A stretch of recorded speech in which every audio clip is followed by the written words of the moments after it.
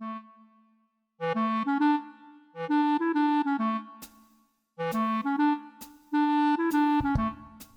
everybody, welcome to the Double Stuff Podcast. We are double the host, double the topics, and double the fun. I'm Sarah. I'm Alan. I'm Dan. And I'm Charity. And like we said again, we're the Double Stuff Podcast, and we're going to do a very nerdy topic like the other ones haven't Surprise, been. surprise. Now, I enjoy learning about words. I know there's a word for learning about words. I don't know what that is. Wordamology. Wordamology? That's a new one we just you made like up. learning about words, but not that word. Yes. Very good. And that's how Touché. learning starts. Learning of it, but not the term that describes it. That's But American. I enjoy learning. I know I like it. I don't know what it's called, but put it on my plate. Marco. Yeah. Okay, so I really enjoy learning about like quotes and phrases and wordplay. I enjoy learning about stuff like that. That's all part of my thing about comedy. I like that kind of stuff. Like wit. Wit, humor, and just I like plays on words. So like like a spoonerism. The Freudian slips. Those Is are that? Freudian slips, yeah. Is that one? That's one. But like I'm just throwing out terms. like a spoonerism. I actually did this a couple days ago. I was talking about our podcast, and what a spoonerism is that you switch out the first letter of the first word. So I was saying something, and I was trying to say Alan and Dan. I ended up saying Dallin and Ann. Oh yeah. So I just made a whole. Those couple are new Tommy characters. Smitherton's friends. Dallin and Ann. Yeah. So, but No, I've done that before. It's Yeah. stuff like that. So Yeah. I enjoy plays on words, whether it's by accident or you do it on purpose. Typically, that's done on accident. I think. Well, it is unless Yeah. you're doing like sketch comedy and you actually do. Oh. You know, because like I said, I'm a big fan of sketch comedy, and so there's a lot of say clever comedy, but I like it when it's well thought out, and there's a lot of that in there. It's sort of what happens when you do a tongue twister incorrectly. Like you yeah, mess up the letters and the words and stuff. yeah. Like, because with a tongue twister, you're gonna mess up. So, I mean, unless you're really that good. So would Pig Latin be considered a spoonerism? Ooh. A purposeful one, I guess. Ig pay Attenlay. That's Pig Latin for Pig Latin. Yeah, yeah, we got that. Alan was looking like, I'm glad you Is got it it? because I did. Oh, okay. I didn't think about it. yeah, I saw the wheels turning. I was like, It was- Ig pay, Ig Okay, pay. I got it. I can barely speak English? forward, let alone backward. I mean, I'm not fluent in Pig Latin. If that was the case, I'd be bilingual right now. Have you guys ever seen Twin Peaks? I've seen bits and The show? pieces. So in the Velvet Room stuff that they have the one character who like has this really weird pattern of speech. And what they were going to do is they were going to reverse his speech basically. But what he thought would be a better idea is he learned how to speak backwards. So he spoke all of his lines backwards, and then they reversed that. And then Weird. played it forwards. So it's really weird and stilted and otherwully. It's great. Oh, I that thought you were is going clever. somewhere else. There was an episode of Teen Titans Go where they had to learn Pig Latin. No, I didn't go there. Great show, by the way. Yeah. It is. Hilarious. Okay. You know, I've seen like I said, with both shows, I've seen bits and pieces, not enough to be like greatest. That ever. was a show that when my daughters were into, I was into it as well. I was like, I'll sit down and watch Teen Titans. You're Go. probably watching it without them. It's like, Dad, you push play without us. But like when it comes to like quotes and proverbs and stuff that we live by, like idiomatic expressions, so stuff that like we just did The grass is always greener on the other side, Yeah. stuff like that, and we just had a conversation talking about books. So like you can't judge a book by its cover, stuff like that, which I totally judge books by their covers. Oh, you're supposed to. Yeah, you're supposed to. Yes I mean, and no. all the time. I judge a book by the back paragraph where it says what it's about. If the back paragraph doesn't keep my attention, I won't read the book. I won't So even that's look how I at a judge book it. though. I won't even look at the back cover if the front cover is not interesting. Yeah, but sometimes the simplicity intrigues me. It's like, why did you make this ugly? I have to pick it up and read it. Oh. So That's kind of reverse. that's reverse psychology. I guess so, yeah. yeah. Well, and for me, I guess because also like history, I like the look of old books. Yeah. So Sarah Choice- likes some old choice dusty of books that font. make you sneeze. yes, She does. Oh my gosh. she does every time we'll be at a restaurant looking at a menu. Oh, this is blah blah blah font. I'm like, can we not geek out? Can we just eat our cheeseburger in peace? What's funny is that Charity is starting to identify fonts though. I don't identify, like I don't know what they are, but I'll say something like, oh, well, that's kind of, and then I'll catch myself. And then Charity be like, oh, you got that on the computer. I'm like, yes, I do. Do you know which one it is? My wife and I, we do that too, especially driving around. And you'll see like like small business landscaping or something. Yeah. And they have horrible fonts. Though. Yeah. Oh my and it's gosh. like 7 different fonts. It looks like websites when people back in the day were first doing a website and there was flashing lights and like different colors and different fonts and stuff. We take pictures of them too while we're trying. And we're like, oh, that's be like, the monstrosity. We gotta show this to people. So the topic will be a little bit on idiomatic expressions, which is dealing with what we consider like short, wise sayings that we apply to everyday life. It's a very cultural thing because so for example, what's one of your again like you can't judge a book by its cover. Now in English that makes sense, but if you try to translate that into another language, no one's going to understand it. Like it's raining cats and dogs. Like stuff like that. I mean, even in English doesn't make a lot of sense. But if you were trying to translate that into someone in another language, it'd be like, what? There's cats falling from the sky? There is two different phrases for that in France, though. Don't ask me to say it because I can't say it. But like in northern and southern France, they have a phrase, raining cats and dogs, but they each have their own. And so like their own version of that like how you pronounce cat in French, like it's something. It's a different phrase. So like they won't say cats and dogs because that just sounds ridiculous, but they have their own version of those phrases, but they have two different ones. Yeah. Okay. But that's the thing with both idiomatic expressions and proverbs. They're very cultural. Yeah. So stuff that would make sense Butter here my wouldn't biscuits. be. Yeah. I don't know if that's more of an idiomatic versus a double entendre. I don't know. We're not here to butter your biscuits, Alan. Really? We're here to butter your ear biscuits. Which podcast do I get my biscuits buttered? I need that one. I like how whenever Alan's making a reference or mockery, it's like the most... it's like borderline redneck, but not like completely. It's like cultured. Yeah, we apologize to the South on our podcast here. Just in general, blanket. I have a lot of South in me. Yes, you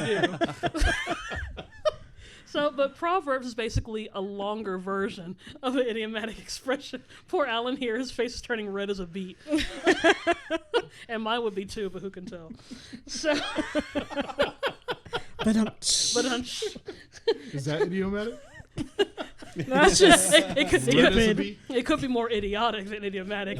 I'll go with that. I second that. All right, moving on. So anyway, so one of the ones like we mentioned really quick about judging a book by its cover, but there's some that we use that has been around for hundreds of years that we still use now, like great minds think alike. Okay. Mm-hmm. And I've always been curious about that because you can have a great mind, but it doesn't necessarily mean you're thinking the same thing or even on the same wavelength in that aspect. But I also think about both great minds thinking alike and also the one two heads are better than one. Well, but they're not always used in a literal fashion. So when you say great minds think alike, it's not literally that recognizing that we have great minds. It's just saying that only works if you have the same idea, but you can't literally depend on great minds thinking alike. That's the original definition for great minds thinking alike. The conclusion is that smart people usually have the same ideas. I've heard that. And I think that we see it a lot too, in media or in films. Like all of a sudden there will be sort of like an Indiana Jones theme. Like the Deep Impact and Armageddon, where they came out at the same time. Or there was another one that was like the core and something else that had to deal with like the going into the center of the earth or something. It just by sheer luck, it just happened at the same time. Although sometimes in that case, it's not really great minds so much as that's true. Just some minds think alike. Yeah, true. well, and then I heard someone use it, and I use it sometimes every once in a while. It's like, well, you know the old saying, great minds think. And then it just stopped there.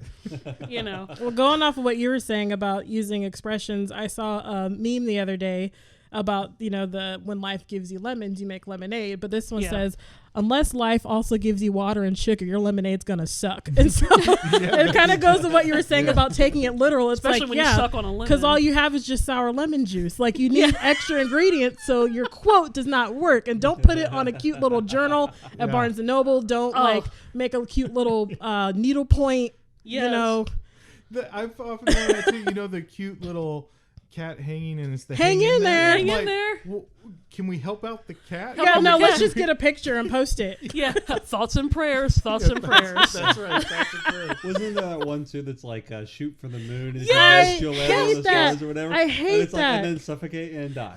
No, that's the In funny the vacuum thing. of space. That's the funny thing. That was going to be one of the ones I was going to talk about. So let's talk about that now. Well, no, the dumb thing with that quote is that if you shoot for the moon and land among the stars, you went too far. Like, if you look at the distance between the moon and the earth, you are going way off track. And if you hit the sun, you're just going to burn up and die.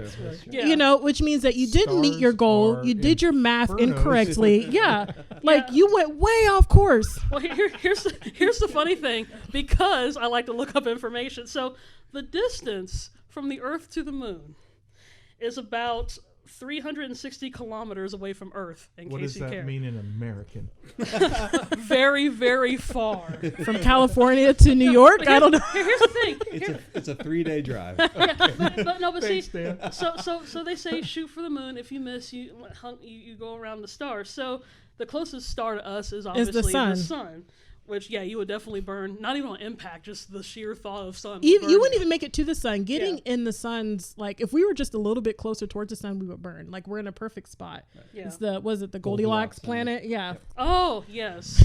Well, and then the nearest, aside from the sun, which is 150 million kilometers, which is one astronomical unit from the Earth, but most stars within our Milky Way galaxy are 4 trillion kilometers away. Yeah, you overshot. Your math is off. You majorly overshot. Where is the close? Isn't it like in the Andromeda or something? I think it's Alpha like Centauri? Andromeda Alpha or something Centauri, like right? that. Mm-hmm. What part of the constellation is that? Oh no, you're getting too into the weeds. All I said was Milky Way.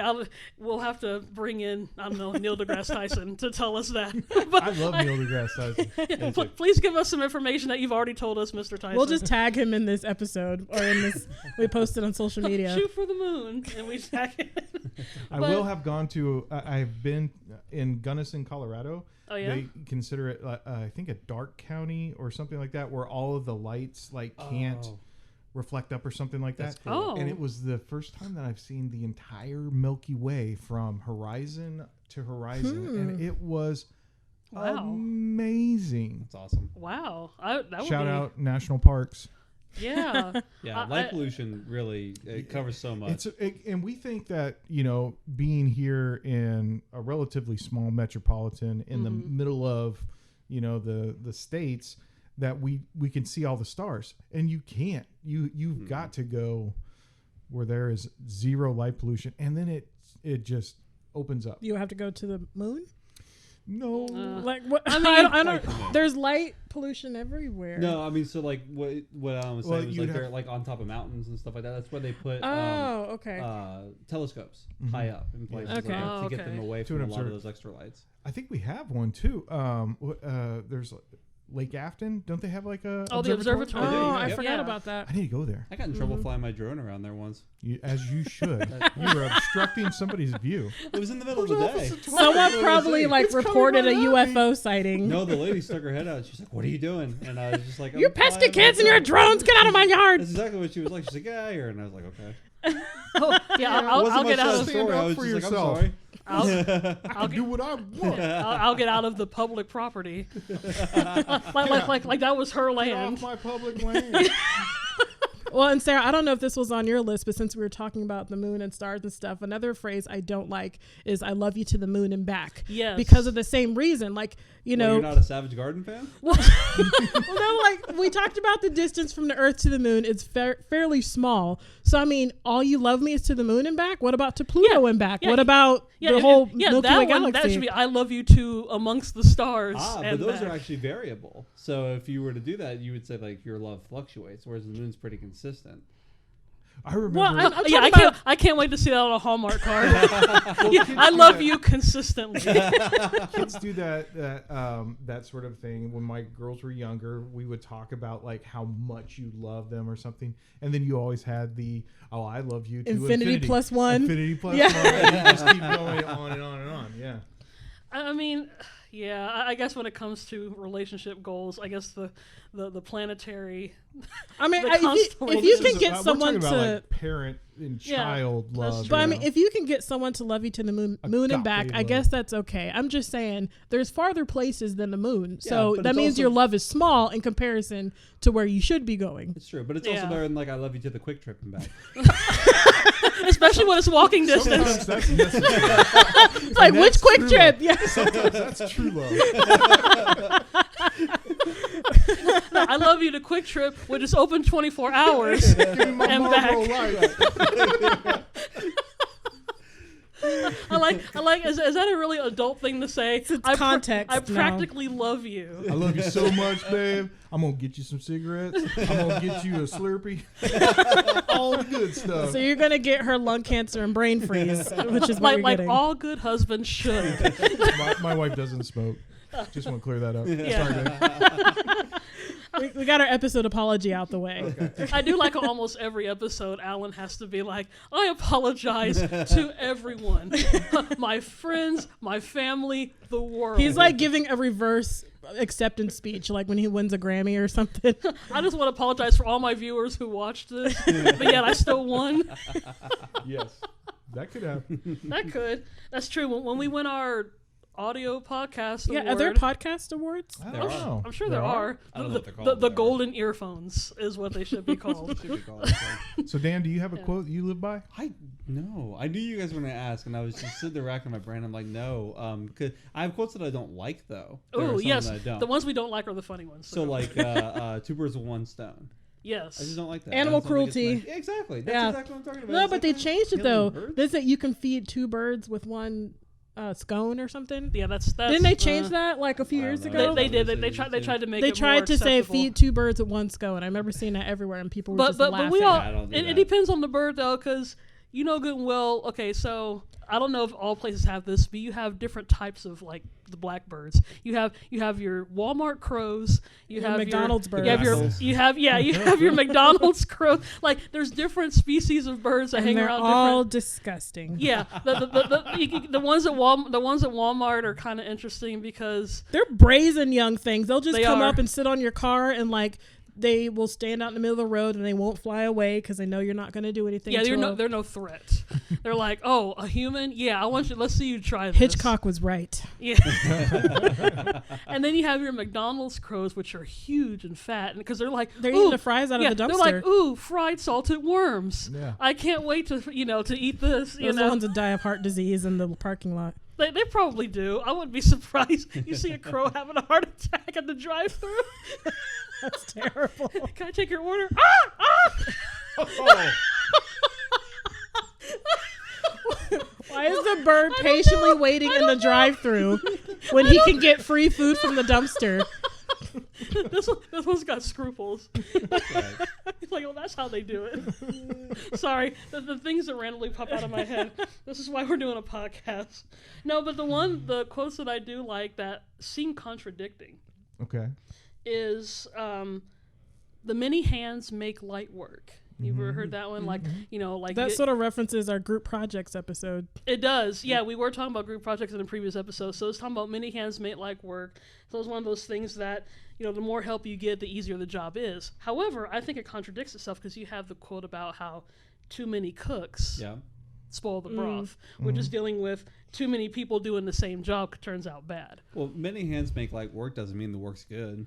Well, it doesn't mean That's they're doing true. the same job either. That's but, true. Yeah. But it seems okay because I think we're talking about two different types of jobs there. Because in reference to Yes. the many hands makes light work, it's usually something that's More very- physical? and repetitive. So something that has Assembly to be, line. yeah, assembly line work, or let's just say like beach cleanup or park cleanup or something like that, or time to repaint a church or an organization or something like that. But whereas the too many cooks in the kitchen Yeah. is when you're talking about something that is a very special. You're trying to make A specialty thing. a specialty or some sort of menu item that But there's a reason that there are sous chefs, because if you have somebody that's like prepping food, then cooking is a lot easier. As long as they are cleaning. respectful to what the chef's That's true. vision is. That's true. Kind of what we were talking about with if everyone group. has their own separate thing, and all you can't have a becomes sous chef be like, I'm not gonna make that recipe. It needs more cream. It needs more sugar. See, I always thought with the too many cooks, I always thought that with the many hands, I always thought that also dealt with volunteering, because everybody wants to help out in some way, but after a while you get too many, right? Yeah. You can be in a situation where it could be for a good cause. Yeah. But after a while, either You send them home. Alan's laying down the law over here. let Get out. Alan do it. We don't need any Get help. out of my Got kitchen. You and your benevolent heart, you get out of here. Go down QuikTrip. Give me some Marlboro Lights. I love you to. I love you to QuikTrip and back. Yeah, like many hands made, like where you take your hands, go to the gas station, buy me some. Okay, but that actually, to briefly reference the group project episode again, there have been instances where you have to give someone busy work to get them out of the way. Yeah, and so that sort of goes Go wrap some cable. that's called interns. intern work. Yeah. Okay, so when I was in college, it's been a while ago. But trying to find busy work has always frustrated me, as well as probably everybody else, because you can only make so many cups of coffee, right? And I don't make good coffee. Like we don't drink coffee. We don't drink coffee, so when I make it, I don't realize how strong it is. Oh. So me and Charity, we used to be sister secretaries at one of our jobs. That sounds like a Netflix special. Mess with our TLC sister wives and sister lives. Oh, that's right. Sister Secretaries, a new show. I'd watch that. I like the deja vu, because I think that's exactly what you said. Flashback from season 1.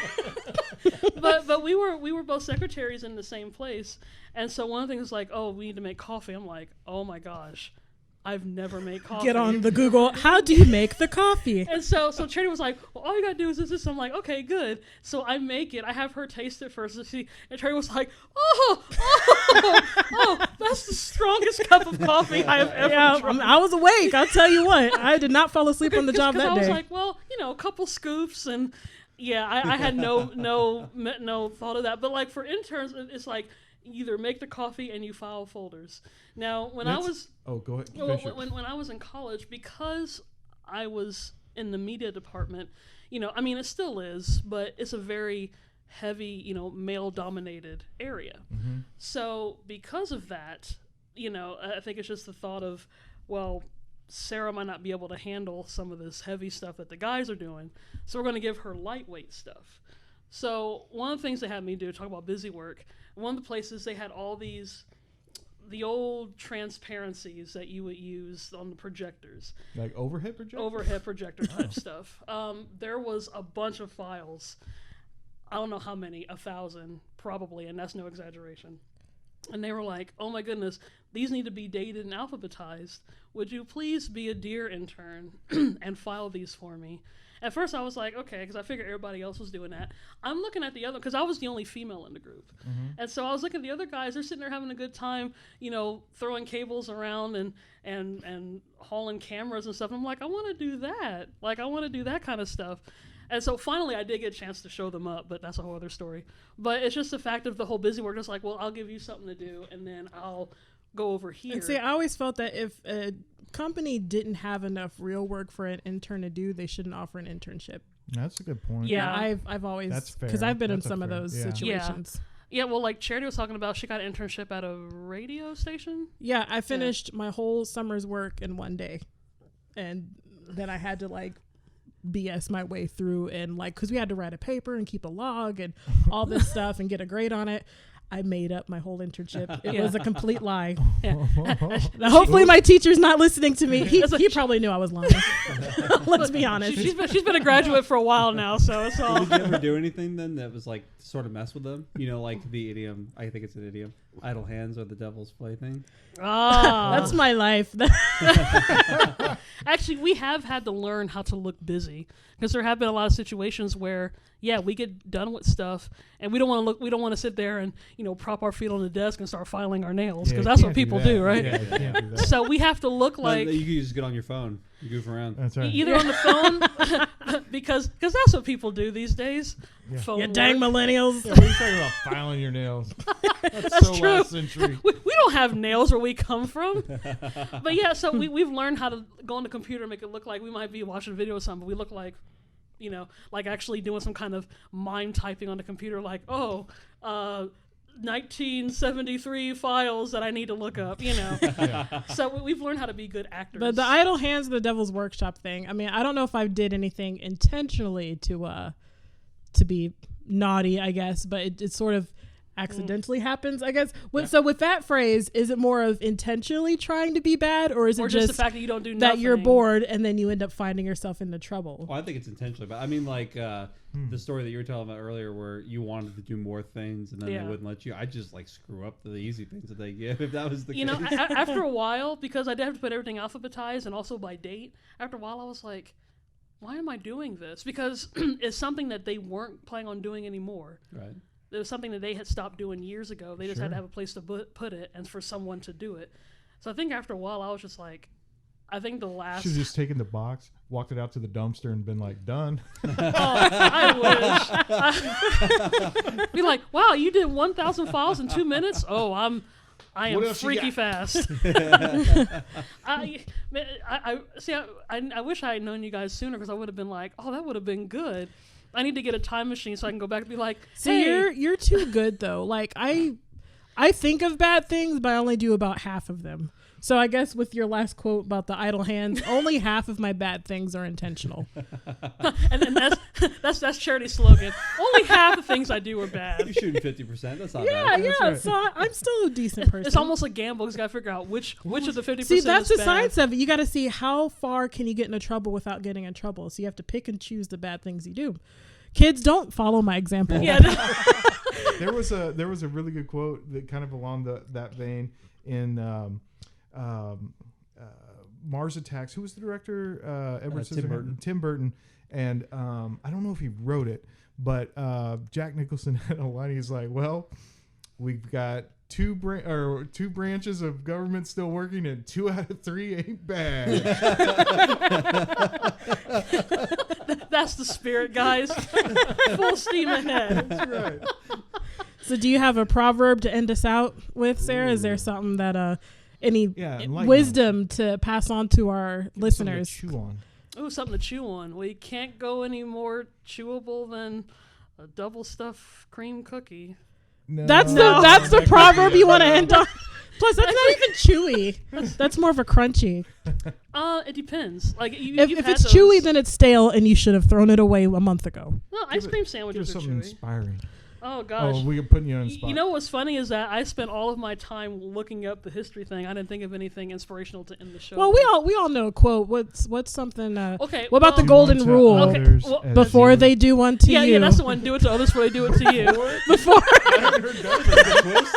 No, it's an old joke. Yeah, do it to others before they do it to you. Yeah. That's the yellow rule. It didn't make it to gold. It's just stained. It's rusted. It's the iron rule. The old rusty rule. A quote I do enjoy. It has nothing to do with an idiomatic expression or anything, but Groucho Marx made a great phrase. He was just talking about how things are the way they should be. So he was like, well, art is art, and water is water, and east is east, and west is west. And if you take cranberries and stew them like applesauce, it tastes much more like prunes than rhubarb does. Okay, this quote, Sarah will bust out this quote at the most random time. Like, she'll do it at Christmas, she'll do it when we're at work, or she'll do it over a headset. And I'm like, first of all, why?